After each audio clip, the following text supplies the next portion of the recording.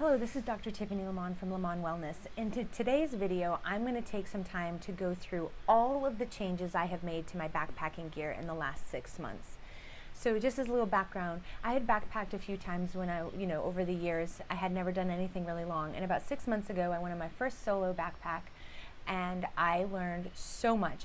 I'll post and link the video below of all of the mistakes that I've made, and there was probably 100 more than that, but I gave you 13 of them. And then now what I'd like to do is show you some of the things that I've changed and how that has resulted in a much more comfortable hike, a lot less weight, and it's been making it much more fun. It was fun to begin with. Oh, sorry about the thunder.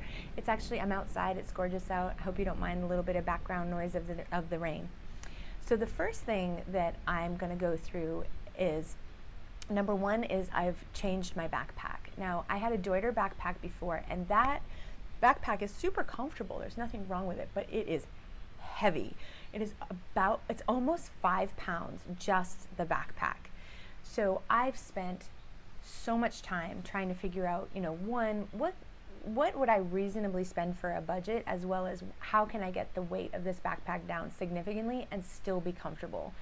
And I had set my heart on one particular brand, but it was really expensive and I just couldn't get myself to pull the trigger.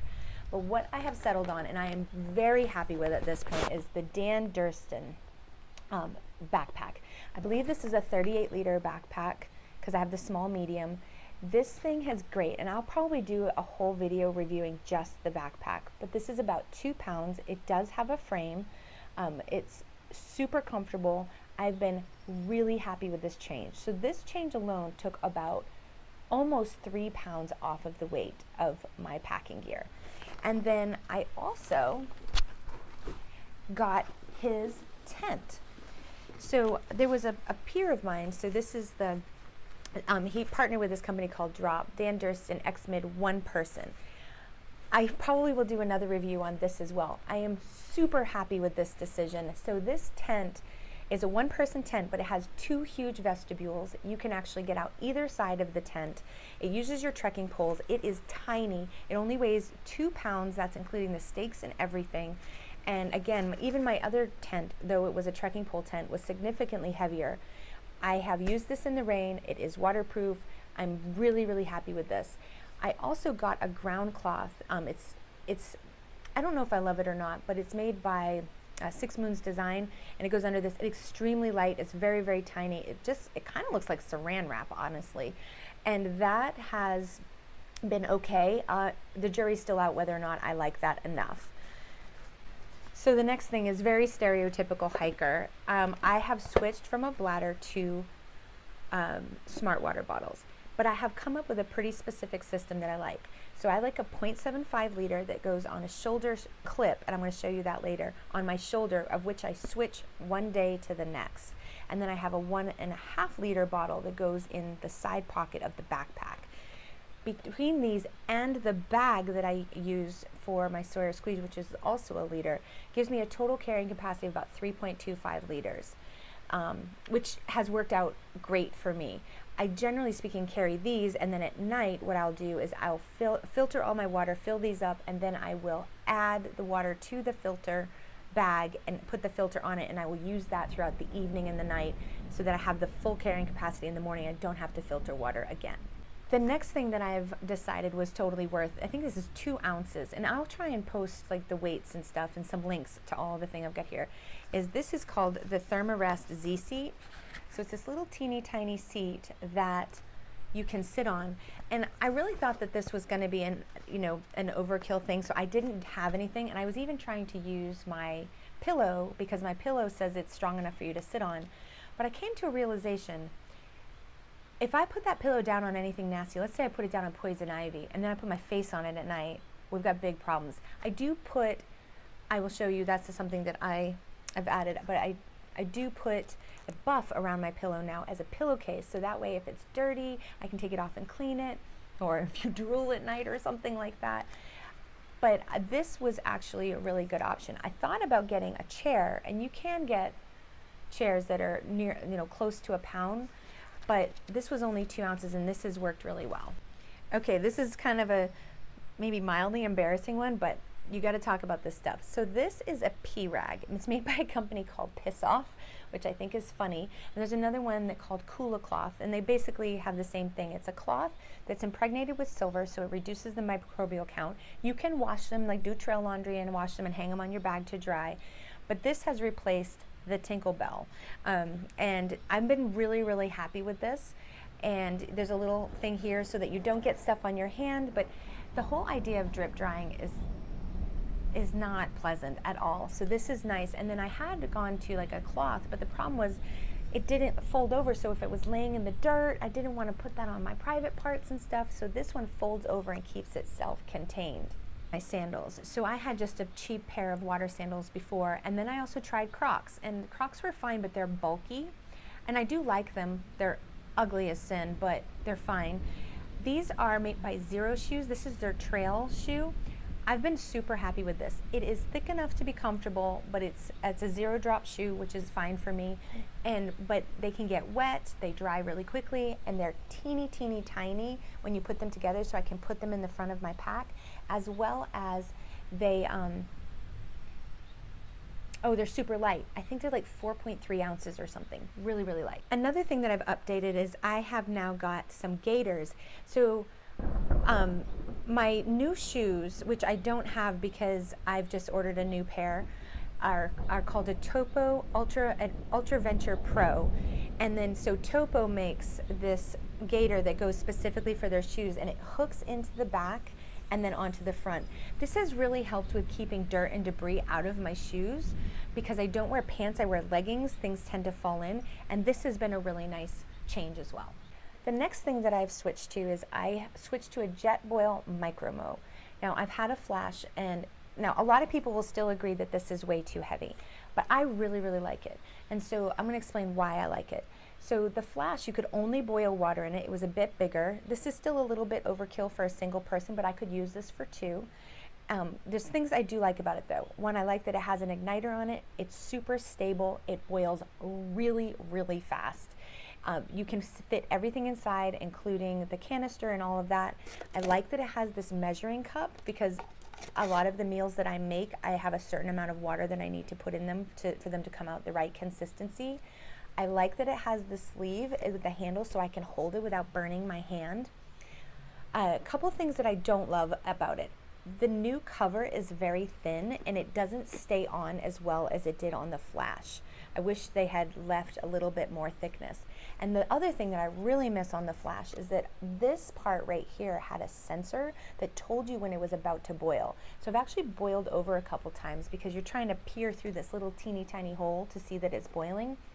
But with the other one, I could see the color coming up, and that was really nice. I think they did that to cut weight, which is also nice, but I've been really happy with this cook system. So the next thing I switched to is actually not necessarily lighter than what I had before, but way better and more functional and more durable. So I have switched to a combination of an op sack to put my food in, which is an odor proof bag, and then an sack. So a lot of people will use bear canisters. What I had before was just like a water resistant bag that I hung up on a bear cable. But the cool thing about this is it's made out of Kevlar, and a lot of places are now accepting this instead of a bear canister, and not all of them, but a lot of them. And you tie it with a certain type of knot, and you can tie it around the base of a tree. You can hang it like a bear bag. I'm really, really happy with this purchase. Now I got the large, they make a bigger one, and I think they also make a smaller one. But this has been, it's weird, you feel it and you think there's no way a bear couldn't get through this, but apparently they can't. The next things I changed is my water filter. So I went with a Sawyer Squeeze, but as you can see, this thing is covered with duct tape. So I continue to use this bag, and I'm aware that everyone says that these bags, they break up here and they're not good, but I figured I would use it until it did break. The filter itself works well, but I only used this 3 times, and it actually cracked all the way around up here. So the filter part is still intact, but I noticed it was leaking around, and then I realized it had broken. And so I duct taped it, and it still worked, but I only took this on a total of probably maybe 9 days of backpacking, and it broke. So Sawyer Squeeze, you disappoint me a little bit, but it does work well. I think I'm going to be switching, because I have to replace this now, I'm going to switch to the Katadyn Be Free. I've heard a lot of really good things about it, and I have several hiking friends that use them and have been really happy with them. So another thing that I have switched to is now I have 2 new sleeping pads, one of which it wasn't intentional. One of mine had a manufacturer's defect, so I got a new one. And this is the Q-Core insulated sleeping pad from Big Agnes. Now this is my like cold weather, uber duper comfortable sleeping system, because this is a bit heavier, but it's still pretty small. I do really like this one, but now I have another one, and oddly enough, this is from Amazon, and I paid like $38 for this. It's 9 ounces, and this is actually a really comfortable sleeping pad. I actually used this the last 3 days. I just got back, so this is kind of like my unpacking for my trip, and this has been great. Super happy with it. Go Amazon. Also has like a lifetime warranty. If anything ever happens to it, they're going to replace it for me. Going along with that same concept, I actually got a summer weight quilt as well. It's this. And it's inside, I got it on Amazon too. It's down, it's a 50-degree bag, and I was super skeptical about this, and it's made by some rando company. I think it's called Zoo Believes Outdoor. And this has actually been a great lightweight summer weight quilt. I was not cold at all. The temperature did get down to 50, and this is a 50-degree bag, and sometimes when they call that the comfort rating. Now, if it had been down in the 30s, I would have probably been uncomfortable, but this actually has been a good little bag for a budget gear for people who are maybe starting out and doing just warm weather backpacking. And this comes alongside of the one that I've had before, which is my Big Agnes 15-degree bag, which I'm still super happy with, and I do love the feature on that where you can put the sleeping pad in it so that when I roll around at night I stay on top of it. But now I have 2 bags, and the lighter or the warmer weather bag obviously is a little bit lighter, so my summer weight or warm weight gear system is about 2 pounds lighter than my cooler weather gear system at this point. Titanium spoon. I changed to this. I don't like sporks, I figured that out. My other spoon was, I actually lost it, and then I found it again later. So I switched to a titanium spoon, and I've really liked this. One thing I would say is, I don't know if there's other shaped spoons where the edges are more square so you can like get in the corners better. That would be a handy feature. People bring scrapers, I don't have one of. I have switched to this, it's called a square jellyfish. This is now what I use for my phone when I'm backpacking. The best system I've come up with is I actually hook it on my chest strap. I'd like to come up with a better system than that, but this has been much lighter, much more durable, has a little tripod on the bottom, and this has been really good for, taking some videos and some pictures. I can even hold it out to take pictures and whatnot. And I got this on Amazon. Really happy with this purchase. Okay, I'm going to give you a sock update. So now I have a pair of Injinji toe socks, which I thought were really funny, but actually these have been great. Since I've started wearing these, I have not had any blisters on my feet, which I kind of was like, there's no way that this actually works, but it really does work. And so I'm probably going to get another pair of these. And then I use my Darn Tough socks as my sleep socks. I've been happy with these as well. These are a little bit thicker and warmer, and so for at night when I'm trying to stay warm, those have been good. This is still my gear. This is overkill for some of my shorter hikes. This is a battery pack. For traveling and with my whole family charging, this is fine if I have to charge a computer, but this is all I've got. So I probably should get a smaller one for smaller trips. I also bring a deck of cards, and that's the luxury item that I think is totally worth it. I play spit and games with my hiking partner and other people. It's a great way to break the ice with people, and and this is kind of a smaller set. It's been good. I have a couple different versions of charging plugs. I don't actually take those unless I'm going on a trip long enough that I would need to resupply, because otherwise there's nowhere to charge it. So I will take those out if I'm going on a shorter trip. I'm not going to go into all the details, but this is my first aid kit. And at one point I thought this was kind of overkill, because I have things like an EpiPen and a lighter and a little Swiss Army knife and stuff like that. But this actually came in really handy this weekend. There was a young man who had had an impalement injury where a stick went in and broke off inside of his hand, in the web space of his hand. And I helped him try and make sure that he got the first aid that he needed, but also the next day we brought him to an urgent care because he was going to need antibiotics, shots of antibiotics, a proper lavage of the wound. So I made fun of myself because I had rubber gloves in there and whatnot, and I thought, oh, I'm probably never going to use those. I did. So this actually, there's some components of this that I used over the weekend that I was thinking I would never use. And first aid kits are one of those things that you don't need it until you need it. So having a properly stocked first aid kit is worth the wait. I also have this in an op sack because there's like some pills and stuff in that, and I just didn't want it. I wanted it to be scent proof. This is another new item. This is a smart wool beanie. It's reversible, so it can be, you know, 2 colors.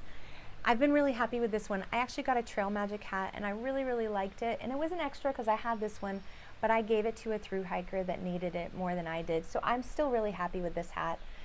It's light enough that I can wear it in fairly warm weather, but it's warm enough that it does keep me warm. Smart wool is amazing material. Wool is an amazing material because it really just works in every environment. Something I have updated is my sleeping pants. So these are actually also from Amazon, this company called CRZ Yoga. It's a fleece-lined legging.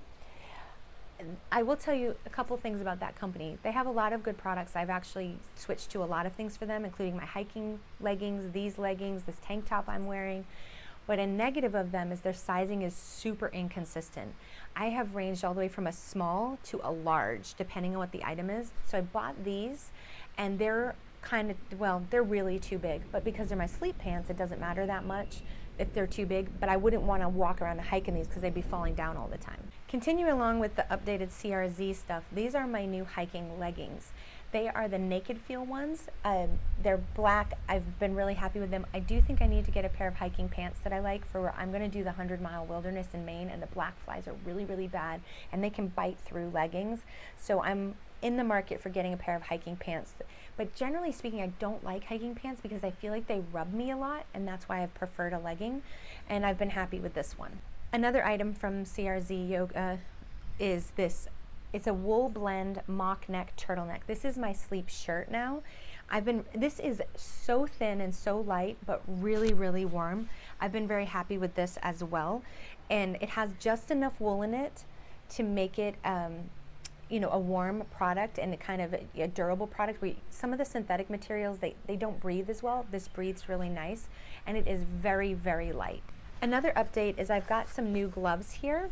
These are a North Face, and they are semi-waterproof. I think they call them water resistant, and they are able to do technology with the index finger and the thumb, so I can use my phone with them.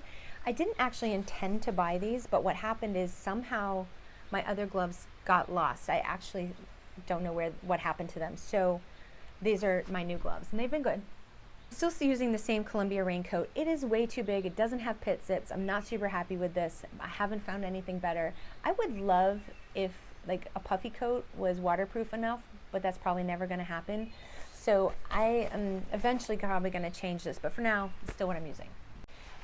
I'm not going to go into too much detail. This is my bathroom kit. What I did do is I switched it to not a plastic bag, because if you've got trash or dirty baby wipes, or for females, if you are having, you know, your menstrual cycle and you need to put things in there, it's kind of better not to have a clear bag. But I still have the Deuce of Spades trowel. I have a little thing of hand sanitizer, baby wipes, and toilet paper.